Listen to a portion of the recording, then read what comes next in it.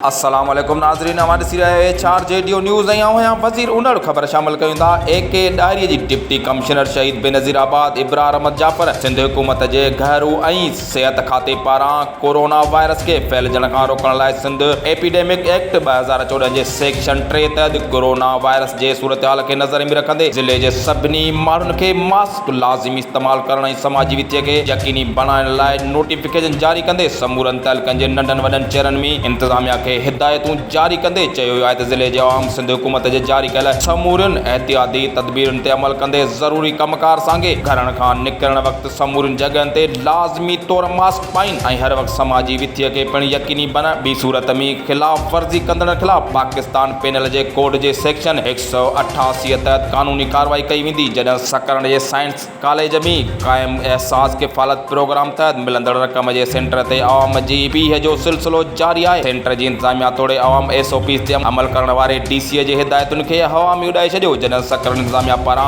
SOPs ते अमल न करण ऐं ख़ामोशीअ जो किरदारु अदा करण ते कोरोना वायरस जे फैलजण जो ख़दशो वधी वियो आहे। वाज़िर आहे त ज़िले अंदरि लोकल कोरोना जा केस जो तइदादु ॾींहों ॾींहुं वधंदो पियो वञे। शहर जे सियासी समाजी धुरियुनि ऐं अॻुवाननि पारां DC SSP शहीद बेनज़ीराबाद खां SOPs ते अमल करण जो मुतालबो कंदे चयो आहे त फौरी तौर ते एक्शन में अची SOPs ते मुकमल तौर अमल करायो वञे। HR जेडीओ न्यूज़ में फ़िलहाल एतिरो ई। वधीक ख़बरनि अपडेट्स लाइ ॾिसंदा रहो HR जेडीओ न्यूज़।